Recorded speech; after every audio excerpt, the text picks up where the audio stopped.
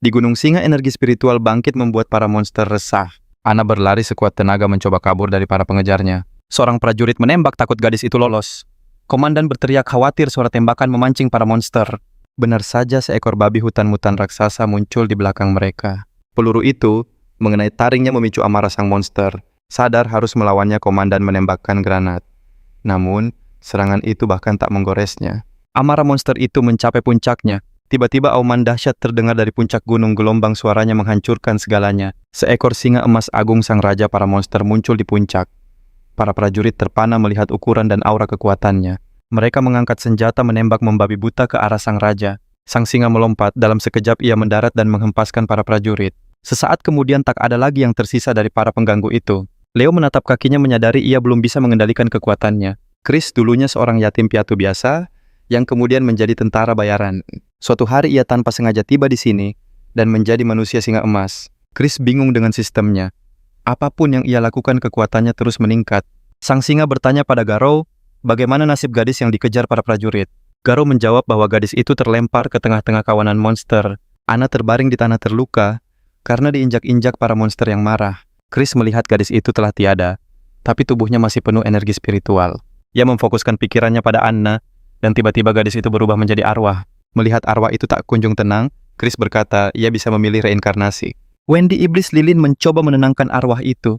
Ia bilang sang raja tidak jahat, hanya sedikit belak-belakan. Wendy menjelaskan sang singa berbagi jiwa agar arwah Anna tidak lenyap. Wendy berkata ia juga menjadi iblis dengan cara yang sama, tapi kekuatan sang raja saja tidak cukup. Ada dua syarat untuk itu.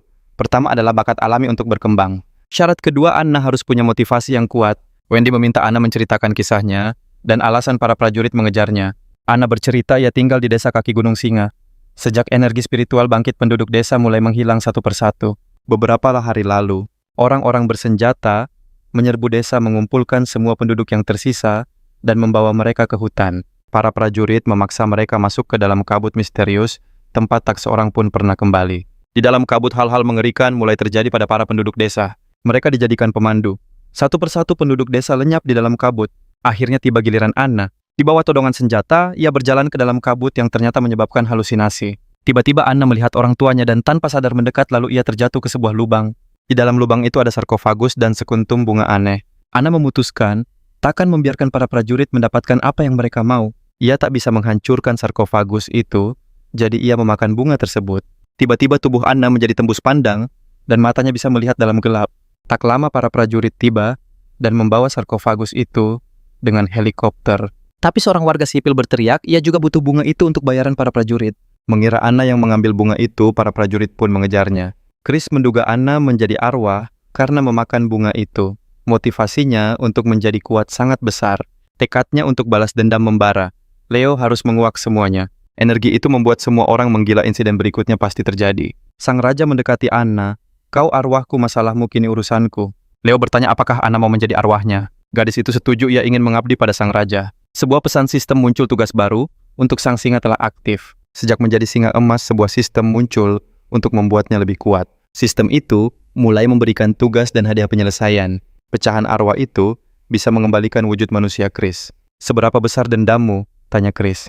Anna tak ingin menyusahkan rajanya. Meski kini ia punya rumah baru, Anna tak mau kerabatnya telantar. Chris menggeram marah karena ulah beberapa orang. Anak malang itu menanggung duka yang begitu dalam. Tiba-tiba sang singa merapal sihir. Seekor anak singa lucu muncul. Chris menjelaskan itu avatarnya untuk melindungi Anna. Lalu sebilah belati misterius tercipta. Chris berkata ini bukan belati biasa. Belati itu sangat tajam kekuatannya, berasal dari arwah jahat sang raja. Sang raja tahu belati ini akan berguna di jalan yang sulit. Tiba-tiba Wendy terbang mengelilingi Anna dalam kobaran api. Sang iblis berkata, mereka butuh cahaya untuk jalan yang berat. Tiba di desa Anna, sadar kabut hitam lenyap setelah sarkofagus di bawah. Avatar Chris merasakan aura arwah yang kuat. Di depan mereka banyak kerangka berserakan. Anna menangis. Kabut hitam itu penyebabnya. Wendy heran bagaimana bisa jasad secepat itu menjadi kerangka. Anak singa itu berkata, tak seharusnya ada yang menderita selamanya. Chris menjelaskan, ia telah memurnikan duka para arwah untuk reinkarnasi. Setelah menguburkan tetangganya Anna, berharap mereka semua tenang. Tiba-tiba sang avatar menghentikan mereka. 5 pria bersenjata terlihat. Para prajurit itu sedang makan merencanakan hal buruk pada Anna. Salah satu prajurit menginjak tengkorak. Ini sisa orang tuanya. Amarah gadis itu meledak. Ia menggenggam erat belatinya. Chris menahannya. Tunggu, ada yang datang. Sebuah helikopter melintas, sesosok bayangan turun dari atas. Jane dari tim khusus mendarat menanyakan tentang sarkofagus itu. Namun Jane berkata, harta sesungguhnya ada di dalam sarkofagus. Menurut agensi isinya arwah 49 orang dari 81 tahun. Jane mengambil segenggam tanah 3 kehidupan, serunya takjub. Di gua Chris mendapat pesan sistem, ia menerima pengetahuan ganjil. Sang raja menyadari kini, ia bisa melihat setiap pembuluh darahnya. Ia terkejut bahkan bisa melihat aura berdenyut di nadinya. Seorang prajurit tertawa, mereka akan merahasiakan soal tanah itu. Jane menghunus pedang, hanya yang tiada yang bisa menjaga rahasia. Para prajurit marah dan memutuskan untuk memberi pelajaran pada agen itu. Jane mengaktifkan gelang sihirnya dan langsung melesat menyerang. Beberapa saat kemudian, tak ada prajurit yang tersisa. Jane mengejek mereka. Setelah melukai tangannya dengan pedang, wanita itu yakin kekuatan tanah 3. Kehidupan jauh lebih berharga dari harta apapun. Jane menyeringai, untung idenya tidak dipakai, kalau tidak seluruh desa akan menjadi korban sia-sia. Anna tak tahan lagi. Sambil berteriak kalau semua ini salahnya, dia langsung menyerang. Tiba-tiba sebuah serangan kuat mengarah pada Anna. Dia bisa melihat arwah itu. Anna menghindar refleks, lalu sadar sebagai arwah serangan fisik tak perlu ditakuti. Jane kehilangan jejaknya, tapi dia percaya pada gelangnya dan segera memeriksa tasnya. Wanita itu memakai kacamata khusus, lalu menghubungkannya dengan gelang itu. Akhirnya Jane bisa melihat Anna dan tertawa. Hanya arwah kecil rupanya. Anna bingung tapi amarahnya memuncak. Aku akan membalas kepergian orang tuaku. Mabhabujihata di diriku. Dengan belati dari keris Anna menyerang secepat kilat, namun Jane menangkis semuanya dengan mudah. Sang avatar mengamati pertarungan dengan saksama. Dia sadar Jane sama sekali tidak terkejut. Ini bukan pertama kalinya dia berhadapan dengan arwah. Sebuah serangan telak mengenainya. Anna terkejut, bagaimana mungkin dia terluka. Jane tersenyum licik. Ada pisau khusus untuk makhluk sepertimu. Jangkauan senjata Jane lebih panjang. Tak ada pilihan, Anna harus menghindar sambil mencari celah. Jane mencengkeram leher Anna. Sihir atau ilusi tak akan berguna di hadapanku. Wendy cemas, Chris Anna masih baru dan butuh bantuan. Mata sang avatar berkilau. Untuk balas dendam, dia harus mengalahkan musuhnya sendiri. Saat itu juga Anna berhasil lolos dan muncul di belakang Jane, menodongkan belati ke lehernya. Melihat lawannya tak berdaya, Chris memuji. Pertarungan pertamamu hebat kau, arwah sejati. Chris menjelaskan kalau kacamata dan gelang Jane bisa mendeteksi aura seseorang. Karena itulah Jane bisa melihat Anna. Wendy sadar sang raja sengaja memancarkan auranya untuk mengalihkan perhatian Jane. Tiba-tiba suara Jane terdengar dari belakang Anna menyindirnya. Saat berbalik, Anna terkejut melihat Jane bangkit kembali dan langsung menangkis serangan pedangnya. Arwah itu menyerang balik dengan belati spesialnya memotong tangan Jane. Chris bertanya-tanya apakah avatar bisa bertahan jika tubuhnya hancur. Tiba-tiba roh 3 kehidupan keluar dari tubuh Jane dan menyatu dengan tangannya yang terpotong. Anna berpikir jangkauan serang Jane bertambah, tapi kecepatannya pasti berkurang. Tak mau memberi lawannya waktu, gadis itu langsung menyerbu maju. Mendadak Jane berubah menjadi monster mengerikan dengan banyak tentakel. Tentakel-tentakel itu langsung mencengkeram Anna, membuatnya tak bisa bergerak. Chris berpikir avatarnya juga adalah roh. Jika terluka akibatnya akan sangat fatal. Sementara itu, lilitan tentakel di tubuh Anna semakin erat mencekik lehernya. Chris menggunakan serpihan yang dia langsung muncul dan menangkap Anna yang sudah lemas. Melihat rencananya untuk melumpuhkan arwah itu, gagal, amarah Jane meledak. Chris menyuruh mereka menahan napas, menutup telinga, dan mengendalikan detak jantung. Sang raja mengeluarkan auman singa dahsyat yang gelombang suaranya akan menyapu segalanya. Gelombang dahsyat itu menghantam Jane hingga terlempar jauh. Raja mengambil pedangnya, mengakui senjata itu cukup bagus. Setelah mengalahkan Jane, sang singa mendapat banyak kemampuan dan peralatan baru. Tapi saat bercermin, Chris marah. Walau mendapat banyak atribut baru, wujud manusianya belum juga kembali. Anna membungkuk dalam-dalam pada sang singa berterima kasih atas bantuannya. Tapi Chris mengingatkan pembalasan dendam belum usai dan misteri sarkofagus itu belum terpecahkan. Menyembunyikan wajahnya di balik jubah Chris, berkata mereka harus turun gunung untuk menuntaskan penyelidikan. Tak terasa fajar pun mulai menyingsing. Anna panik dan bersembunyi di balik jubah Chris, ia tak boleh terlihat di bawah sinar matahari. Anna berlindung di balik jubahnya, mendekapnya erat. Raja pun mengingatkan kalau Anna bisa merasuki tubuh siapa saja. Contohnya tubuh Jane. Chris mengingatkan Anna untuk meniru Jane jika bertemu orang. Mereka pun menuju Elipor, tempat para prajurit menantikan Jane. Anna mengabarkan telah menemukan batu itu. Kini saatnya mereka kembali. Tak lama, pilot mengumumkan mereka akan mendarat di Shiline 10 menit lagi. Chris terkejut. Tak seperti Lion Mountain, kota ini malah hancur lebur. Sang raja menatap kota kosong itu. Pemandangan ini seperti akhir dunia. Usai membereskan penjaga, mereka mendekati gedung Prosperity Company. Anna yakin Chris bisa menghancurkan tempat ini. Tapi Chris berkata, ini baru markas musuh. Chris dan Anna harus melumpuhkan penjaga diam-diam agar tak menarik perhatian. Menurut informasi Anna, bukti yang mereka butuhkan tersembunyi di sini. Chris menyayangkan jaket penjaga itu pasti terlalu kecil untuknya. Chris mengaktifkan kesadaran dewanya untuk melihat menembus dinding. Ia melihat siluet seorang gadis. Ternyata ada penyusup lain malam ini. Raja membuka pintu. Ia menyuruh Anna di belakang karena gadis itu bersenjata. Begitu pintu terbuka, gadis itu langsung menembak. Tak ada yang sempat bereaksi. Peluru itu mengenai jantung Chris. Anna murka. Ia menghunus belati dan bersiap menyerang. Chris meyakinkan kalau ia baik-baik saja. Ia terkejut peluru itu dibuat dari Laura. Gadis itu terperangah. Tembakan di jantung. Tapi tak ada luka. Berarti di hadapannya adalah seorang awakened. Karena panik, gadis itu menembak membabi buta ke segala arah. Muak dengan keributan itu, Chris hanya menjentikkan jarinya. Seketika pistol di tangan gadis itu hancur berkeping-keping. Chris mencengkeram tangan gadis itu dan memperingatkannya agar menurut. Gadis itu syok. Manusia serigala, teknologi gila apa yang diciptakan perusahaan ini? Chris menduga gadis itu bukan orang dari perusahaan ini. Lalu apa tujuanmu? Gadis itu mengaku datang mencari bukti karena perusahaan ini mencuri proyek orang. Tiba-tiba mata Chris menangkap sesuatu yang tersembunyi di balik blusnya. Tanpa pikir panjang, ia langsung merebut kertas itu. Sang raja membuka kertas itu. Ternyata peta dengan tanda di Lion Mountain. Kecurigaannya terbukti. Orang ini mengincar wilayahnya. Tiba-tiba terdengar keributan. Kepala markas Tuan Smith datang. Seorang wanita dan dua pria berdiri di depan. Sarkofagus. Ia heran kenapa harus datang malam-malam memakai lilin. Tuan Smith, sang direktur, menjelaskan sarkofagus itu bisa retak jika terkena cahaya. Melihat mereka, Chris dan yang lainnya memutuskan untuk mengamati situasi. Tom, kapten keamanan, dengan enteng mengangkat sarkofagus itu ke bahunya. Tiba-tiba Nona Love berbalik dan menunjuk. Ada seseorang di sana. Chris terkejut wanita itu bisa merasakannya. Dia juga seorang awakened. Ingin pamer, Tuan Smith langsung melesat menyerang. Pria itu sangat cepat. Chris tak sempat bereaksi. Tapi serangannya tak mempan. Tuan Smith mencoba menarik tudung sang raja untuk melihat wajah penyusup itu. Smith sadar serangannya sia-sia.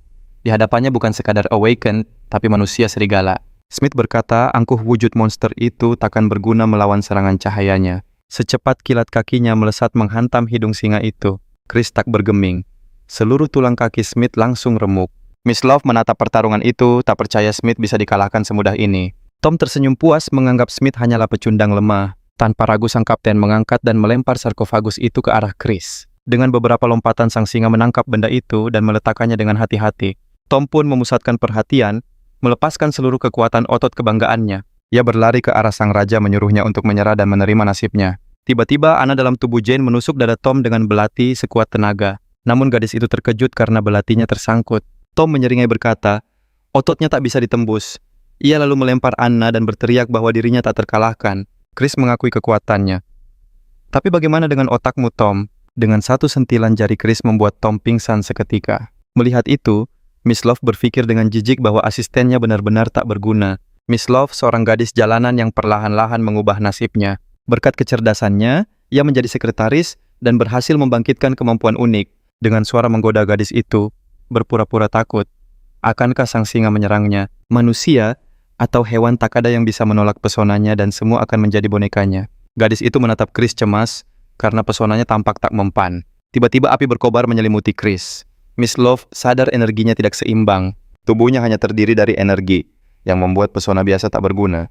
Akhirnya gadis itu memutuskan untuk memakai kekuatan rayuan tertingginya. Sesuatu yang luar biasa mulai terjadi pada Chris. Api menelannya hingga ia hilang kendali.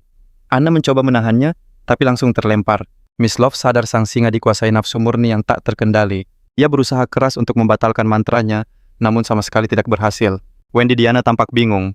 Itu adalah api hasrat yang melahap yang mulia. Sang iblis berkata, wanita itu telah mengacaukan pikiran Chris, membuatnya dikuasai insting. Jika dibiarkan, singa itu akan membakarnya. Anna bingung, tapi Wendy tahu satu-satunya cara, yaitu memuaskan hasrat sang singa. Api melahap Miss Love, rasa sakit membuatnya ingin semua cepat berakhir. Wendy berkata kalau ia tahu sisi lain dari yang mulia. Terbuat dari yang murni, hasratnya tak tertahankan. Anna tak tega melihat Chris menderita. Wendy menyatakan dirinya adalah Dewi Lilin, semua api harus tunduk padanya. Sang iblis pun mengaktifkan penyerapan api dan terbang mengitari Chris. Setelah memeluk sang singa, Wendy menyerap apinya dan penampilannya berubah drastis. Chris jatuh pingsan. Miss Love yang nyaris celaka takjub pada kekuatan dahsyat sang singa. Anna segera berlari dan menodongkan belati ke leher gadis itu, menyuruhnya diam. Chris siuman, memegangi kepalanya yang pusing dan bingung mengapa ia jadi lemah. Melihat wujud baru Wendy, sang singa pun terkejut. Gadis itu menenangkan sang raja, berjanji akan kembali normal setelah menyerap seluruh energinya. Miss Love berlutut di hadapan Chris memohon ampun dan berjanji akan patuh sepenuhnya. Chris bertanya apa kegunaan sarkofagus itu, tapi gadis itu mengaku tak tahu detailnya. Ia hanya tahu bahwa itu adalah benda magis untuk reinkarnasi. Miss Love mendengar bahwa berbaring di dalamnya dapat membuka semua rahasia kuno. Chris sadar akan bahayanya. Mengetahui semua itu bisa membuat seseorang menjadi gila dan lenyap. Tiba-tiba Anna memohon untuk diberi kesempatan. Notifikasi sistem muncul misi hantu selesai, dan peluang keberhasilan tes sarkofagus meningkat pesat. Anna berkata hidupnya milik sang raja. Bagaimana ia bisa disebut hantu pelindung jika tidak melakukannya? Chris berpikir sejenak. Setelah menimbang risikonya, ia pun setuju. Anna berbaring di sarkofagus, lalu Chris menyalakan api hati dan api jiwa. Chris memberikan instruksi pada gadis itu. Jika ada masalah beri isyarat. Chris akan langsung menariknya keluar. Gadis itu berbaring menutup mata. Tiba-tiba api merah muda terang menyelimutinya. Anna kembali ke desanya dalam wujud manusia. Ayah dan ibunya menyambutnya di depan pintu. Anna sadar ini ilusi. Ia harus berusaha keras agar tidak tertipu. Meski tahu ini ilusi, ia tak bisa menahan diri dan menghampiri orang tuanya. Api biru menyala di cakar Chris. Ia menjelaskan pada Wendy selama api stabil semua baik-baik saja. Wendy tiba-tiba berseru matahari akan terbit. Jika Anna tak sadar, ia akan terperangkap. Melihat apinya Chris tahu Anna sedang berjuang. Sulit baginya menahan sihir sarkofagus. Sang raja memutuskan campur tangan. Ia menyentuh Anna, menyalurkan energinya. Anna membuka mata. Pandangannya kosong lalu akhirnya ia mengenali Chris. Wendy berteriak cemas. Matahari sudah terbit, keadaan memburuk. Tiba-tiba tubuh Anna melengkung. Cahaya sihir menembusnya. Matanya kini bersinar bak matahari keemasan. Sang hantu bingung. Wendy berteriak gembira memberitahu bahwa Anna berhasil. Para gadis memeluk raja mereka dengan gembira lega karena bahaya telah berlalu. Miss Love dengan sinis mengucapkan selamat atas reuni haru itu. Ia lalu berkata, akan pergi. Tiba-tiba Wendy menjewer telinga Miss Love, tak mengizinkannya pergi. Ia bertanya pada Chris apa yang harus dilakukan. Chris berpikir insting gadis itu telah bangkit memaksanya memakai teknik khusus. Tapi berkat itu kemampuannya malah meningkat. Tiba-tiba Chris berkata, butuh bantuannya untuk menjadi lebih baik. Gadis itu terkejut. Ia sudah siap menerima hukuman terberat, tak menyangka akan mendengar hal itu. Beberapa saat kemudian, mereka semua menyaksikan sebuah gedung megah terbakar. Pagi berikutnya Chris mendapat pesan. Tahap kedua pemulihan energi telah dimulai. Ia harus memperluas batasnya. Tiba-tiba, sebuah peringatan muncul. Jika Chris gagal memperluas wilayahnya, tubuhnya akan hancur oleh aliran aura. Sang raja berpikir belum banyak menjelajahi wilayahnya. Waktunya memakai skill spesial. Mengaktifkan kesadaran iblis, sang singa terkejut. Ia bisa melihat aliran energi di seluruh gunung. Tiba-tiba Chris melihat pohon emasnya patah, padahal seharusnya dijaga oleh para kadal. Melihat seekor kadal tak berdaya, sang raja mengaum dengan marah. Tak ada yang boleh menerobos wilayahnya dan menyakiti rakyatnya. Chris memutuskan mengikuti jejak energi penyusup itu. Mengikuti aliran energi sang singa, akhirnya melihat seekor kumbang aneh. Chris murka, ternyata hanya seekor serangga yang menumbangkan pohon emasnya. Pohon itu akar kekuatan spiritual gunung. Pohon emas itu berbuah 10 tahun sekali. Buahnya bisa memberikan kekuatan iblis selama 30 tahun. Sang raja memanggil rakyatnya, para monster gunung singa, untuk bersiap bertempur. Penjaga yang terluka parah seekor beruang Himalaya berkata pada raja bahwa kadal itu masih bisa diselamatkan. Tiba-tiba monster arthropoda mulai keluar dari lubang dan mendesis ke arahnya. Terkejut dengan kelancangan mereka, Chris hendak menyerang dengan aumannya. Tapi si ular hijau meminta izin untuk mengurus serangga lancang itu. Tak pantas raja mengotori tangannya. Sang ular melesat maju menghancurkan mereka satu persatu. Kadal yang tersadar memohon ampun pada sang raja karena gagal menyelamatkan pohon itu. Chris bertanya dari mana datangnya makhluk-makhluk menjijikan ini. Ternyata, dulunya mereka hanyalah cacing biasa. Namun saat pemulihan energi mereka mulai bermutasi menjadi liar ganas dan tak terkendali. Sang ular sadar tak akan mudah menghadapi mereka. Saat ia menyerang satu, yang lain langsung menyergapnya. Ular itu menyadari semakin banyak makhluk yang ia kalahkan, semakin banyak lagi yang keluar dari lubang. Sang ular telah bekerja keras siang dan malam untuk sang raja. Inilah saatnya menunjukkan kemampuannya. Memulai transformasinya, ular itu berubah wujud menjadi naga laut yang luar biasa. Dengan sekali hembusan, sang naga menyingkirkan semua makhluk itu. Para hewan lain terpana kagum. Tak ada yang pernah melihat wujud ular sekuat ini. Tiba-tiba para makhluk itu lari ke sebuah lubang. Ular hijau itu langsung mengejar dengan kecepatan kilat, berharap bisa memusnahkan mereka semua. Setelah mengaktifkan salah satu kemampuannya, Chris sadar di bawah sana ada jalur energi gunung singa. Jika rusak, akibatnya bisa sangat fatal. Setelah turun ke lubang, para hewan menemukan sang ular yang tampak kebingungan. Sang reptil melapor bahwa para makhluk itu lolos karena jejaknya tertutup oleh aura kekuatan spiritual. Setelah mengaktifkan kesadaran spiritual, Chris mengerti pemulihan pertama terjadi di permukaan dan yang kedua di dalam perut bumi. Tiba-tiba sang singa melihat beberapa tulisan kuno muncul di dinding. Tempat itu tampak seperti sarang singa. Saat melangkah lebih jauh, mereka melihat banyak sekali makhluk yang tumbang dalam perjalanan. Tiba-tiba sebuah payung merah khas Tiongkok muncul di atas tumpukan makhluk itu. Payung itu terangkat menampakkan seorang gadis yang berkata, "Mereka datang tepat waktu." Tiba-tiba sang beruang melihat semua anak buahnya tumbang. Dengan geram ia bertanya pada gadis itu, apakah ini perbuatannya? Red Gwen berkata sinis, kalau ia tak suka membuang-buang makanan, tapi sayangnya tak bisa melahap semuanya. Sang beruang mengerahkan seluruh kekuatannya, tapi Gwen melumpuhkannya hanya dengan satu gerakan payung. Kakak tua dan rubah putih tak akan membiarkan komandan mereka dalam bahaya, mereka langsung maju menolong.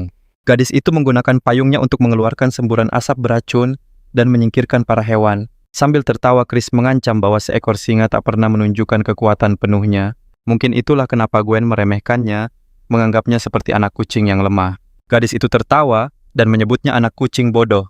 Sang raja tak bisa menerima penghinaan itu. Auman singa yang terkenal dahsyat menggema, tapi payung merah Gwen menjadi perisai yang tak tertembus. Chris terus mengaum mengirimkan gelombang suara yang semakin kuat ke arah gadis itu. Tiba-tiba payung itu terlipat dan menancap ke tanah di samping singa yang terdiam kaget. Gwen yang bersembunyi sadar, ia tak bisa menghadapi singa sendirian. Seberapa jauh sang raja rela berkorban untuk teman-temannya, tiba-tiba payung merah itu terbuka dan melayang ke udara diselimuti oleh api sihir merah. Gwen menggunakan fungsi penyerapan dan semua teman Chris mulai terhisap ke dalam payung. Payung itu melesat lurus ke arah raja, tapi sang ular mencegatnya dan mencoba menghancurkannya. Sihir payung merah itu melukai sang ular lalu beruang Himalaya maju menolongnya menggunakan kekuatan alam liar. Chris teringat saat mereka masih sangat muda, ia bersumpah akan saling melindungi satu sama lain. Sang raja sangat murka dan meminta Gwen melepaskan teman-temannya untuk melawannya. Tiba-tiba sang singa merasakan atmosfer berubah dan ia sulit bergerak. Sang raja menerjang payung itu dan mulai merobeknya dengan taringnya yang kuat. Tapi si penjahat menjelaskan bahwa payung itu terbuat dari pohon dewa kuno dan tak bisa dihancurkan. Leo terkejut saat tahu jika ia berhasil menghancurkan payung itu, ia tak akan pernah melihat kawan-kawannya lagi. Gwen menyombongkan diri bahwa payungnya mampu menyerap makhluk hidup, apapun mengubahnya menjadi serpihan. Jika Chris ingin teman-temannya dibebaskan, maka ia harus menjadi kucing yang patuh dan menjilat kakinya. Sang raja benar-benar murka mendengar kata-kata kurang ajar itu. Ia siap mencabik-cabik gadis itu, tapi ia harus menolong teman-temannya terlebih dahulu. Gadis itu dengan berani menyodorkan kakinya, mengejek sang singa yang takkan bisa membuka payung tanpa tangan manusia. Bayangan teman-temannya yang dalam bahaya melintas di mata Chris. Teman-temannya selalu setia padanya. Gwen mendesak, jika terlambat sedikit saja mereka akan menjadi gumpalan merah. Sang singa hampir saja menunduk pasrah, tapi tiba-tiba seseorang di sisi Gwen merebut payung merahnya. Merasakan energi yang kuat, gadis itu sadar bahwa Raja Binatang Buas telah menjebaknya. Ternyata selama ini, avatarnya duduk tepat di hadapannya. Anna dan Wendy pun terbang ke arah Chris dengan gembira. Sang raja mengambil payung itu dan berkata, jika percaya pada si penyihir, ia harus membukanya agar teman-temannya kembali. Gwen menjerit ngeri dan mengulurkan tangannya memohon pada sang singa untuk berhenti. Saat sang raja mulai membuka payung, tubuh Gwen bergetar menahan sakit yang luar biasa. Namun di tengah jalan payung itu macet. Chris menariknya sekuat tenaga, tak mengerti apa yang menghalanginya. Mata Gwen membelalak kesakitan. Ia memohon agar sang singa menghentikan perbuatannya. Dengan satu sentakan kuat, sang raja berhasil membuka payung merah itu sepenuhnya. Gadis itu menjerit kesakitan karena ia dan payung itu terikat oleh sebuah sihir aneh. Teman-teman Chris pun berjatuhan dari payung. Mereka semua bernapas lega karena akhirnya selamat. Wendy memeriksa kondisi mereka dan melaporkan bahwa mereka semua hanya pingsan dan akan segera sadar. Gwen mengakui dalam hatinya ia belum pernah bertemu lawan sekuat ini. Selama ratusan tahun ia menjadi monster, tak pernah ada yang bisa mengalahkannya semudah ini. Gadis itu pun kabur sambil berteriak. Ia bersumpah akan kembali lebih kuat dan membuat sang singa berlutut di hadapannya. Chris dan Anna tak mau mengambil risiko. Mereka memutuskan untuk mengejar Gwen agar tidak kembali membuat onar. Mereka mempercayakan teman-temannya pada Wendy. Lalu sang singa dan sang hantu memulai pengejaran. Pengejaran berakhir di tepi jurang. Tepat di ujungnya sang penyihir melompat dan terbang ke angkasa. Chris tak mau kalah. Ia mengambil ancang-ancang untuk sebuah lompatan raksasa yang dahsyat. Ia melesat ke udara bersama Anna di punggungnya. Tapi ia lupa satu hal penting. Ia tidak bisa terbang dan langsung jatuh bebas. Gwen tertawa terbahak-bahak di udara. Ternyata singa besar itu tidak bisa terbang. Seketika Chris mengeluarkan jurus aliran api emasnya dan melesat lurus ke arah sang penyihir. Sosok raksasa berapi-api mencoba menangkap Gwen, membakarnya dengan nyala api keemasan. Gadis itu sadar singa ini punya banyak sekali jurus. Bertahan lebih lama di sini bukanlah pilihan yang bijak. Dalam sekejap gadis itu menghilang tanpa jejak, hanya menyisakan gema. Suaranya yang berjanji akan bertemu lagi. Chris merasa cemas. Ia berkata pada Anna ia takkan tenang selama Gwen masih bebas di luar sana. Anna termenung bertanya-tanya apakah ia akan memiliki kekuatan super setelah keluar dari sarkofagus. Ia teringat sebuah suara yang terus terdengar di sana, namun ia tak bisa mengingat kata-katanya. Tiba-tiba sebuah ingatan muncul, ia ternyata menerima anugerah dari para makhluk di dalam sarkofagus. Dan yang ia dengar bukanlah kata-kata melainkan sebuah formula untuk kehidupan baru. Begitu Anna mengingat semuanya, transformasi sang hantu pun dimulai. Anna menjelaskan pada Chris yang terkejut bahwa ia kini bisa berubah wujud dan meminta izin untuk mengejar penyihir itu. Sang singa berkata kekuatan baru Anna butuh latihan terus-menerus agar semakin kuat. Chris mengingatkan bahwa Gwen bukanlah lawan yang mudah. Ia memberikan setetes cairan pelindung pada Anna, berjanji itu akan menjaganya. Dengan tekad bulat Anna meyakinkan sang raja bahwa ia siap menghadapi apapun yang terjadi. Hingga larut malam sang hantu mengejar sang penyihir di langit malam di atas Gunung Singa. Setelah berhasil menyusul Gwen, Anna langsung menyerang dengan belati dari sang singa menargetkan payung pelindungnya. Gwen terkejut payungnya bisa rusak. Anna dengan ceria menjawab belati ini adalah pemberian dari Yang Mulia. Artinya payung andalan si penyihir itu kini sama sekali tak berguna. Tanpa ragu Gwen mengaktifkan jurus penyerapnya. Seketika Anna terhisap ke dalam payung itu. Setelah melewati ruang dan waktu, gadis itu terhempas dengan keras ke sebuah dinding misterius. Ternyata di dalam payung itu terkurung sebuah kota kuno tanpa batas. Tiba-tiba kabut aneh merayap mendekat menguras energi pelindung Anna. Anna sadar semakin lama di sini semakin kecil kesempatannya untuk selamat. Di sebuah gerbang ia melihat tumpukan monster. Anna pun lari lebih kencang untuk keluar dari sini. Setelah berlari jauh, Anna kembali bertemu sekelompok monster dan bingung mengapa ia kembali ke sini. Sebuah ide muncul, tempat paling bahaya adalah yang teraman. Ia pun nekat menerobos kabut. Namun setelah menembus kabut, Anna kembali menabrak dinding tak terlihat. Saat ia melihat sekeliling, hantu itu sadar gravitasi telah berubah. Langit menjadi daratan dan daratan menjadi langit. Melihat siluet Gwen, Anna sadar penjahat itu mengendalikan penuh kota ini. Anna teringat dulu mereka bisa kembali hanya setelah rajanya membuka payung itu. Nyaris putus asa, ia merasa telah mengecewakan rajanya. Tapi ia teringat tetesan merah pemberian sang raja. Anna menelan tetesan itu. Belati kecilnya berubah menjadi pedang raksasa dengan kekuatan sihir. Demi sang raja ia tak boleh menyerah. Anna mengayunkan pedang itu sekuat tenaga ke dinding. Sebuah retakan besar muncul di dinding diiringi teriakan kesakitan. Anna pun sadar wujud Gwen hanyalah ilusi. Tubuh aslinya adalah payung merah itu sendiri. Hantu itu mengerahkan seluruh kekuatan spiritualnya, meski mungkin tak akan menang. Tapi ia akan membantu rajanya menyingkirkan pengganggu ini. Dengan tekad kuat Anna mengaktifkan teknik rahasia pamungkasnya. Dengan serangan dari atas, ia mulai menghancurkan dinding itu. Gwen meringis menahan sakit. Anehnya sang hantu mengabaikan efek korosi dan terus menyerangnya. Anna yang kini tampak berbeda menyadari rencananya berhasil. Kabut mulai menghilang. Rasa sakit Gwen semakin menjadi, tapi ia tahu singa itu masih mengejarnya. Ia tak boleh berhenti. Sang penjahat memanggil para prajurit merah yang berdiri menghadang Anna. Anna geram. Para prajurit itu adalah jiwa yang telah ditelan oleh sang penyihir. Tanpa pilihan lain, ia mulai menghabisi para prajurit itu satu persatu. Di Gunung Singa, Chris merasa perkembangan sang hantu terlalu dangkal untuk warisan yang diterimanya. Jika Anna gagal mengendalikan kekuatan itu, akibatnya akan sangat fatal. Hanya dalam beberapa menit sang hantu berhasil menyingkirkan para prajurit itu. Kekuatan itu mulai mengubahnya. Mata Anna berkilau merah. Ia merasa butuh lebih banyak energi. Ia ingin mengalahkan lebih banyak lagi. Melihat itu, Gwen sadar kekuatan iblisnya tak cukup. Orang-orang di depan mereka akhirnya menyadari telah sampai di Gunung Singa. Sekelompok ilmuwan muncul mengklaim pemerintah telah mengambil alih proyek mereka. Ketua tim Bing menyatakan gelombang kedua pemulihan telah dimulai. Saatnya merebut sumber daya. Anak buah Bing cemas proyek mereka telah dialihkan ke perusahaan lain. Tiba-tiba para ilmuwan melihat sosok bercahaya yang aneh di depan mereka. Di sana berdiri hantu Anna yang dilepaskan Gwen dari kotanya ke kaki Gunung Singa. Bing mengira ia adalah saingan dari perusahaan lain dan harus segera disingkirkan.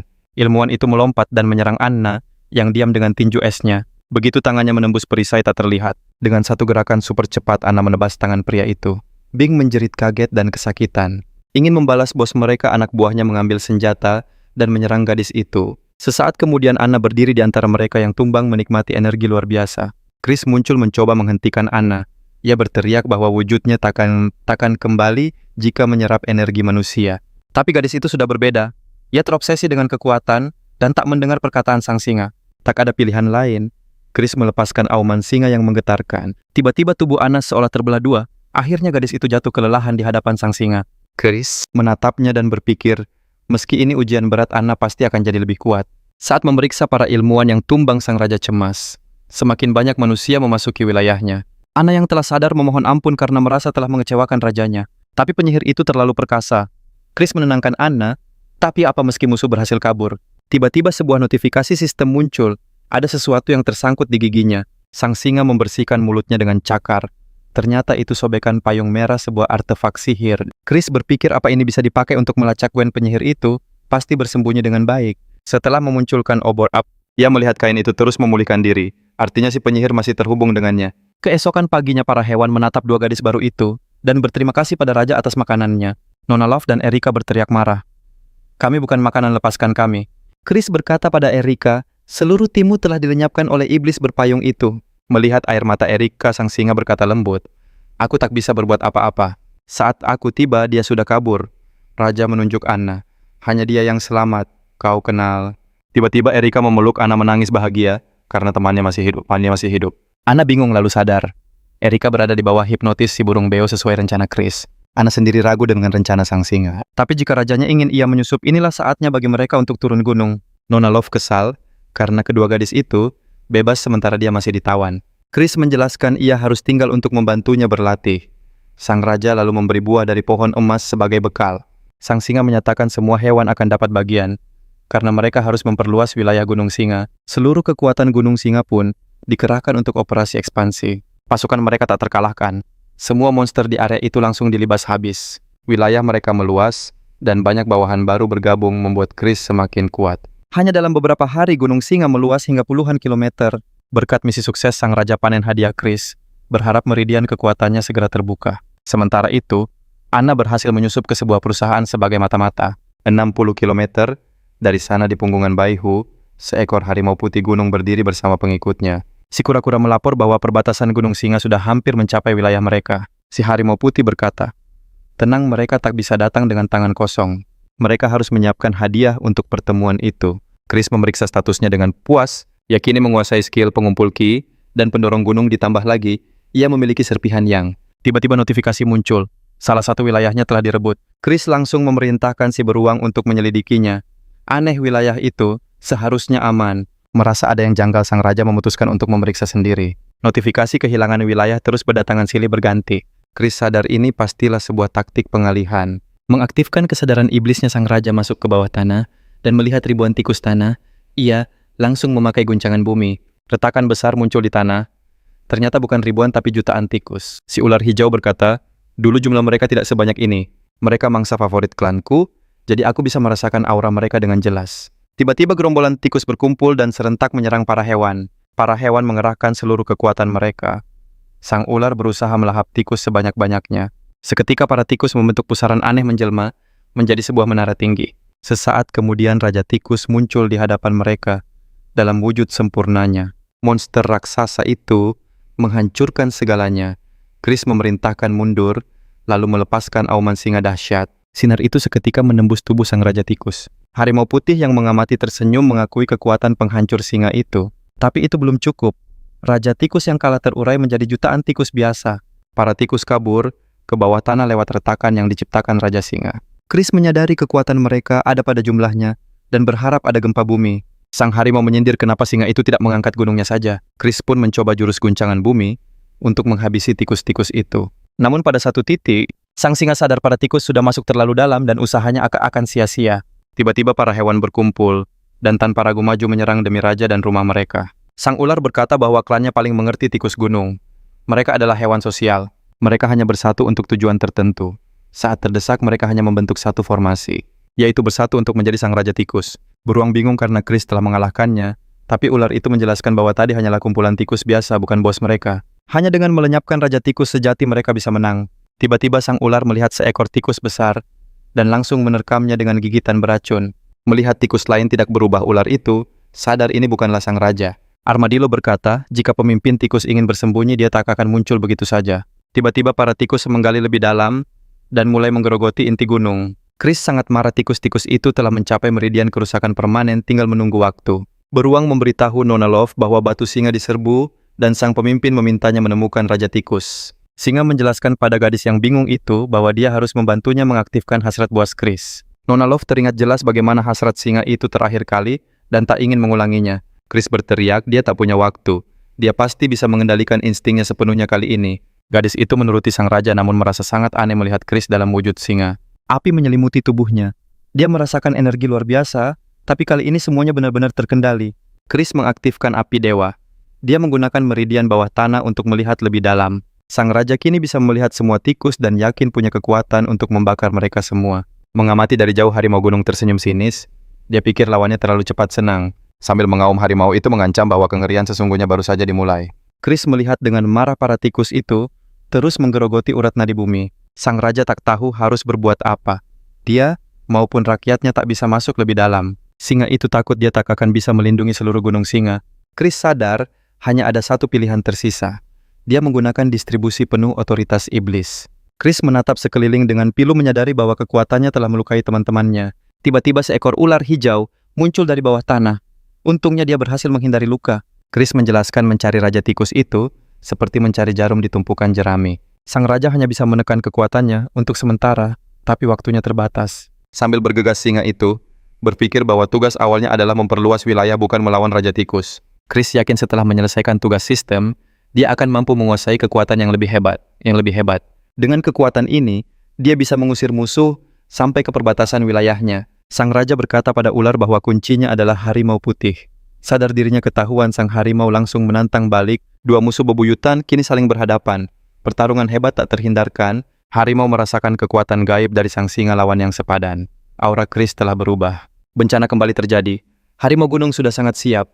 Pertarungan sengit menantinya. Keduanya langsung menerjang diiringi auman dahsyat yang menciptakan gelombang suara kuat.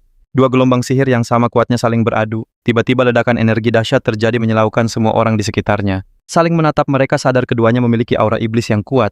Kedua kubu menyerbu untuk menghabisi lawan. Sang harimau melesat lebih dulu dengan pukulan dahsyat. Tak disangka singa itu menghindar dan membalas dengan jurus andalannya. Harimau itu terkejut bagaimana mungkin. Ia tak menyangka singa itu bisa menahan serangannya. Kekuatan singa itu berasal dari masa lalunya sebagai manusia, dan ini pemulihan energinya yang kedua. Sang harimau tak menyerah. Ia menyerang lagi dan kali ini serangannya telak mengenai sasaran. Chris sangat marah. Ternyata lawannya punya kemampuan yang sama. Dengan lompatan super cepat, ia mengaktifkan kekuatannya dan menghantam harimau itu. Mereka bertarung dengan kecepatan kilat, hanya kilatan sihir yang terlihat beradu. Sambil terus bertarung, Chris berpikir ini pertama kalinya ia bertemu lawan sekuat ini. Harimau putih sadar serangan biasa tak akan mempan. Ia pun melepaskan jurus 5 petir. Dia tahu tak bisa ikut campur, tapi ia harus membantu tuannya bagaimanapun caranya. Sang ular berubah menjadi naga yang murka.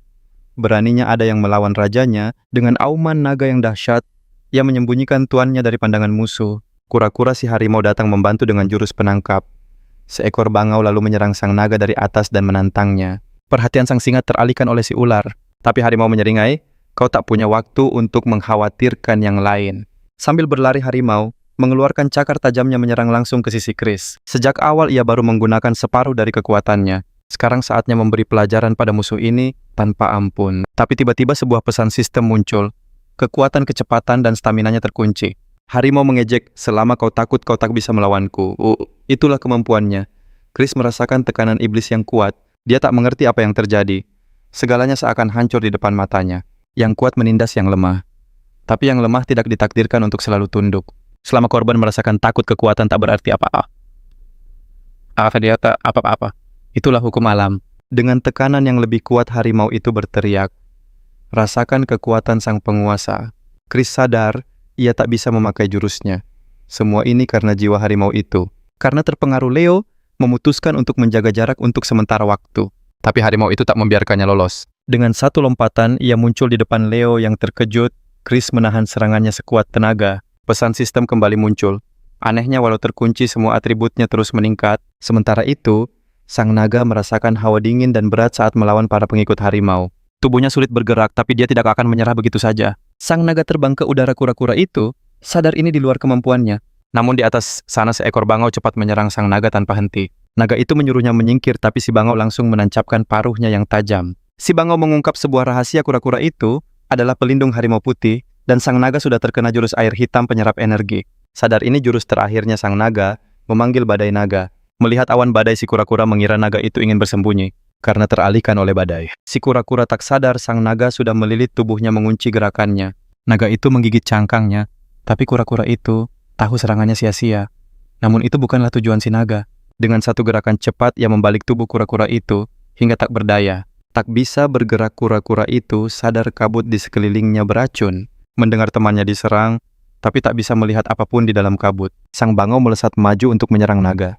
Ia tak mendengar peringatan kura-kura dan menyerang membabi buta ke arah rekannya. Kabut sirna dan sang bangau ngeri melihat serangannya justru menjadi akhir bagi temannya sendiri. Sang naga muncul dan langsung menyerang. Tanpa perlindungan sang bangau pun tamat. Chris butuh waktu berpikir. Ia mengaktifkan perisai emas yang memantulkan semua serangan. Harimau itu marah, ia mencakar dan menggigit bola emas itu. Ia bingung karena tak ada yang bisa menahan tekanannya. Tiba-tiba Chris bertanya, "Apa sistem kita sama?" Sang harimau sama sekali tidak mengerti maksudnya. Tak percaya singa itu begitu kuat, ia mengerahkan seluruh kekuatannya memanggil badai petir. Bulu Chris berdiri dialiri listrik. Ia tak tahu apa yang direncanakan musuhnya. Dengan raungan dahsyat harimau itu, melepaskan sambaran petir mengerikan ke arahnya. Mendengar auman singa, si harimau berteriak marah, "Kau harus lenyap." Di tempat singa itu berdiri kini terbentuk sebuah kawah raksasa. Melihat bola emas itu masih utuh, si harimau bingung. Seharusnya perisai itu sudah hancur lebur.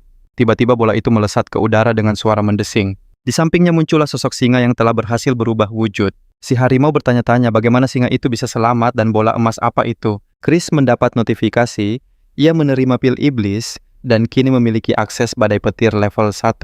Awan badai berkumpul di atas kepala singa. Harimau putih itu memutuskan untuk menyerang lebih dulu. Melihat kilat menyambar sang raja singa, membuat pelindung untuk menyalurkan listrik ke tanah. Sistem menawarkan sebuah pilihan untuk menggunakan pil itu. Chris sadar, sistem memberinya kesempatan untuk selamat dari badai ini. Meski tersambar petir, singa itu berkata bahwa serangan itu justru mengisi pil iblisnya. Tapi musuhnya pantang menyerah. Sang harimau mengepakkan sayap terbang menuju sang raja untuk menghabisinya. Harimau itu memukul tepat di wajah singa yang lengah. Sebuah pukulan yang tak terduga. Chris terhempas keras ke tanah. Ia menggelengkan kepala mencoba untuk sadar kembali. Chris sadar, walau sudah memakai pil, semua statistiknya ternyata masih terkunci. Ia teringat kata-kata kura-kura, selama ada rasa takut ia tidak akan pernah bisa menang. Kemampuan yang sama persis juga dimiliki oleh Move. Tak peduli manusia atau hewan, jika targetnya jantan, ia akan menjadi budaknya. Sadar efek pilnya telah habis, harimau itu melepaskan auman petir yang dahsyat. Namun sang singa menggunakan pelindung khusus dan menahan serangan itu dengan mudah. Chris sadar, kekuatan petir tak lagi mempan.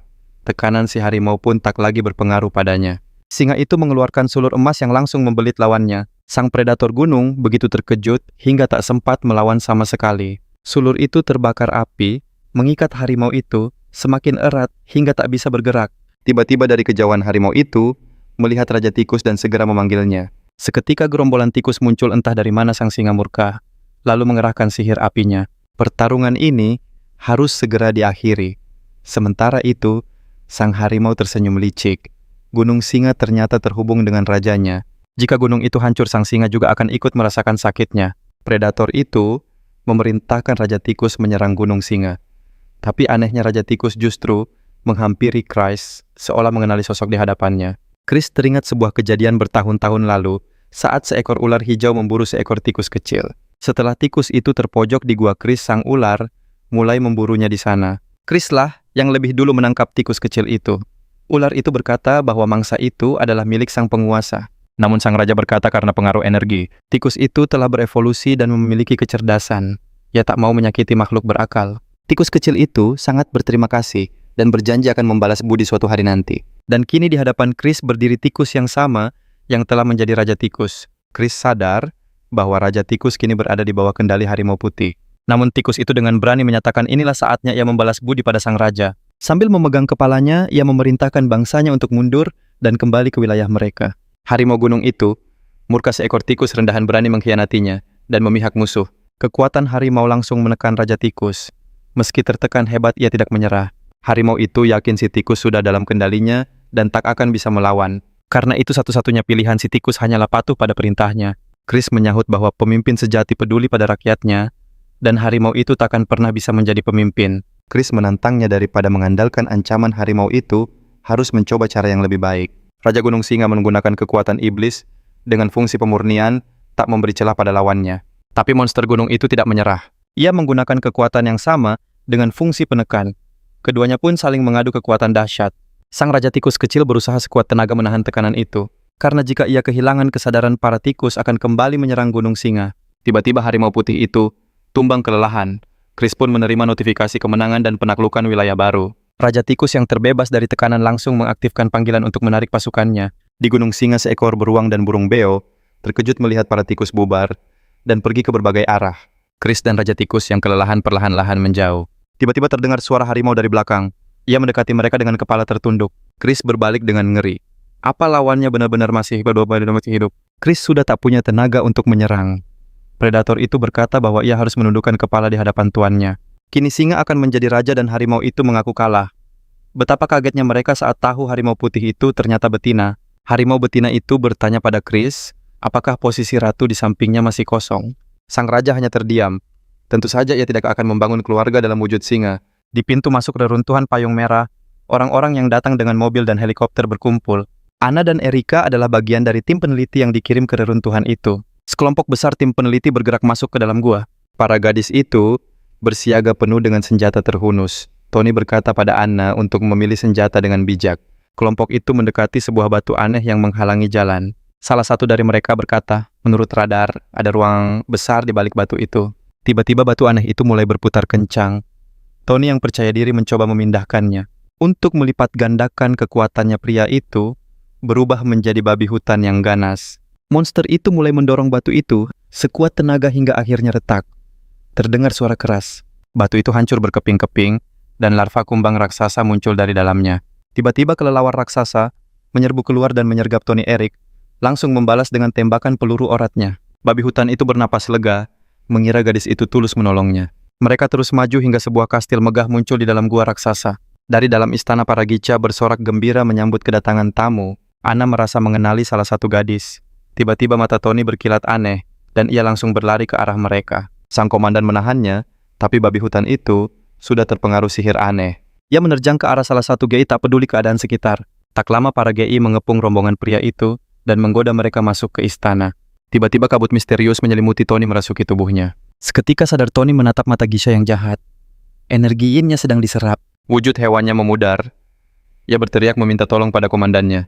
Para Gica tak lagi bersandiwara. Mereka menyerang dengan kabut beracun. Sang komandan yang kebal sihir maju melindungi anak buahnya, tapi seorang gadis menghadangnya. Dengan aura sihirnya ia mementalkan gadis itu. Sihir kalian takkan mempan padaku. Sang GI tersenyum. Pria terkuat pun tak bisa menolak pesona kami, bisiknya menggoda. Tubuh komandan bergetar hebat. Ia sadar kekuatannya terkuras habis hanya untuk bertahan. Ini dekat Gunung Singa, Anna sadar harus segera memberitahu sang raja. Anna mengubah wujudnya jadi arwah untuk kabur, tapi seorang GI berhasil menangkap tangannya. Anna terkejut. Kekuatan rohnya sedang dihisap oleh GI itu. Sejak kau datang kemari, ujar GI itu menatap tajam, tak ada lagi jalan untuk kembali. Sementara itu, di Gunung Singa, sang harimau betina bertekad memiliki keturunan terkuat bersama sang raja. Chris bingung menghindarinya. Ia beralasan harus menyelesaikan masalah yang ada lebih dulu. Tiba-tiba salah satu lilin menyala aneh. Ini pertanda bahaya. Api itu membentuk wujud Wendy yang melaporkan bahwa hati Anna di tangannya mulai lenyap. Chris segera menyalakan api suci untuk melihat apa yang terjadi pada arwahnya. Di dalam api, sang raja melihat dua gadis dari rombongan itu memasuki reruntuhan kuno. Lalu bayangan itu lenyap. Sang raja memutuskan untuk turun tangan sendiri. Menggunakan serpihan yin, Chris berinkarnasi lagi dengan penampilan yang sangat berbeda. Sang harimau sadar saat harimau putih menjadi dewa, Chris justru perlahan menjadi manusia. Ia hanya ingin sang raja menjadi miliknya, dan tampaknya hanya ada satu cara untuk itu. Sang GI mencengkeram tangan Anna lalu terbang cepat menuju istana. Eric berhasil meraih tangan arwah Anna. Kini sang GI membawa mereka berdua. Saat mendarat, sebuah suara menyapa dari balkon. Anna mendongak dan sadar. Itu Red Gwen. Sang Ratu Iblis juga mengenali Anna. Apa yang kau lakukan di sini? Teriaknya marah. Tanpa ragu Anna berubah wujud iblis. Belatinya membesar jadi pedang dan ia langsung menyerang. Kebencian mereka begitu kuat hingga percikan petir menyambar di antara keduanya. Aku akan membalas semuanya, ancam Anna. Gwen hanya terkejut melihat kelancangannya. Arwah ini berani mengancam di rumahnya Eric, bahkan tak bisa mengikuti gerakan super cepat mereka. Yang terlihat hanyalah kilatan-kilatan cahaya. Para gacha lain panik. Hentikan pertarungan, nyonya bisa terganggu. Tiba-tiba Anna dan Gwen membeku. Sebuah teriakan menggelegar dari gerbang. Hentikan. Pintu terbuka, dan B, pemimpin pavilion Gica, muncul di ambang pintu. Anna merasakan energi iblis yang begitu kuat dari wanita itu, hingga ia sulit bernapas. Ada yang aneh dengan Nyonya B. Wanita ini telah berlatih 1000 tahun. Melawannya berarti kehilangan jiwa. Anna langsung berlutut memohon maaf atas kelancangannya dan meminta untuk pergi. Mereka Erika. Nyonya Beth tersenyum. Gadis-gadis ini masih sangat polos. Beth akan membebaskan mereka asal Anna membantunya lepas dari tempat ini. Jiwa Beth terikat di sini dan kekuatan Anna bisa jadi kuncinya. Sang nyonya mempersilakan mereka masuk. Terlihat jelas Anna dan Gwen saling tidak nyaman. Beth bercerita dulu ia seorang nona kaya, namun keluarganya hancur dan ia pun dijual ke pavilion ini. Di malam pertamanya kepolosan Beth yang lugu hampir sirna. Ia merasa putus asa. Tak disangka di tengah keputusasaan itu, ia justru menemukan cinta pada pandangan pertama. Pria itu juga dari keluarga terpandang. Ia dijebak temannya saat hendak pergi ujian penting. Malam itu mereka menghabiskan waktu dengan musik dan berbagi cerita. Dia adalah pria cerdas, terpelajar, dan sangat sopan. Tanpa sadar Beth telah jatuh hati sepenuhnya pada pemuda itu. Pria itu ingin membawa Beth pergi, namun ia harus bergegas untuk ujiannya. Sebagai kenang-kenangan, pemuda itu meninggalkan payung emas pusaka keluarganya, lalu tak pernah kembali lagi. Pemuda itu meninggalkan payung emas pusaka keluarganya, lalu tak pernah kembali lagi. Energi kepedihannya meresap ke tanah, mengubahnya menjadi arwah yang penuh amarah. Anna penasaran bagaimana Beth bisa menjadi seperti sekarang. Beth melanjutkan pemuda itu akhirnya kembali. Dia telah menjadi seorang jenderal hebat dan datang untuk menjemput Beth. Saat tahu kekasihnya tiada, amarahnya meledak. Ia menghabisi semua orang di pavilion. Lalu pria itu membakar habis pavilion dan memanggil seorang biksu untuk membangkitkan jiwa Beth. Biksu itu menggunakan buku istimewa untuk menyegel jiwa Beth pada jasadnya agar tetap utuh. Pria itu mencoba segalanya untuk menghidupkan kembali Beth, namun usahanya sia-sia hingga akhir hayatnya. Beth kemudian menjelaskan, energinya pulih terlepas dari jasadnya, dan ia menjadi arwah penjaga pavilion. Jiwa gadis-gadis lain juga terperangkap. Sang nyonya tak bisa pergi dari sini, maka ia mengirim mereka untuk menyerap energi jiwa lain demi bertahan. Anna tahu arwah terikat karena urusan yang belum tuntas. Ia pun bertanya apa Beth ingin bertemu lagi dengan pria itu. Sang arwah menolaknya dengan tegas. Ribuan tahun telah berlalu, ia tak peduli lagi. Beth hanya ingin terbebas dari buku itu. Jika bebas, ia akan memberikan buku itu kepada guru Anna sebagai hadiah. Beth mengungkap bahwa Gwen juga menjadi arwah karena dendam dan merupakan bagian dari dirinya. Anna heran bagaimana Beth bisa tahu kejadian di Gunung Singa. Tapi ia tetap meminta bantuan arwah itu. Kata Beth, Gwen merasa diusir oleh si singa padahal gunung itu bukan milik sang raja. Para geisha sudah ada di sini sejak ribuan tahun lalu. Sambil mendekati peti matinya, sang nyonya berujar jangan memulai pertempuran sia-sia. Anna dan Erika terkejut melihat jasad seorang gadis cantik di dalam peti seolah hanya tertidur. Tanpa ragu Anna mengulurkan tangan ke buku itu, tapi buku itu mendadak lenyap. Beth berkata dengan kesal buku itu tidak bisa diambil begitu saja. Harus menggunakan kekuatan. Buku itu tak hanya mengunci jiwa, tapi juga melindungi jasadnya. Anna mengaku hanya pernah menggunakan kekuatannya untuk diri sendiri dan ragu bisa menggunakannya pada hal lain. Tiba-tiba Gwen berteriak marah kenapa Beth tidak memberitahunya dari awal, karena sekarang buku itu akan mengaktifkan mekanisme pertahanannya. Beth menjelaskan tak seorang pun tahu segel pelindung macam apa ini. Konon jiwa siapapun yang mendekat akan langsung terhisap. Tiba-tiba para geisha berubah wujud menjadi makhluk iblis. Sambil mengaum buas, para iblis menyerang untuk melindungi buku keramat itu.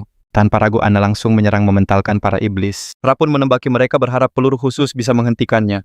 Satu peluru menghancurkan separuh kepala iblis itu, tapi ia hanya menyeringai. Iblis itu mengejar Erika.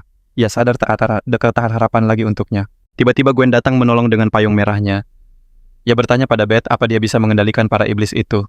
Sayangnya Beth tidak bisa. Ada kekuatan lain yang mengendalikan mereka. Satu-satunya cara adalah lewat buku itu. Gwen berteriak menyalahkan Anna atas semua yang terjadi. Beth meminta Anna mencoba sekali lagi kali ini dengan kekuatannya. Hanya itu satu-satunya harapan mereka. Anna mendekati buku itu, meminta Gwen melindunginya dari para iblis. Anna pun memfokuskan seluruh kekuatannya pada buku itu. Tiba-tiba matanya bersinar terang. Anna akhirnya menemukan sebuah cara, sebuah jalan keluar.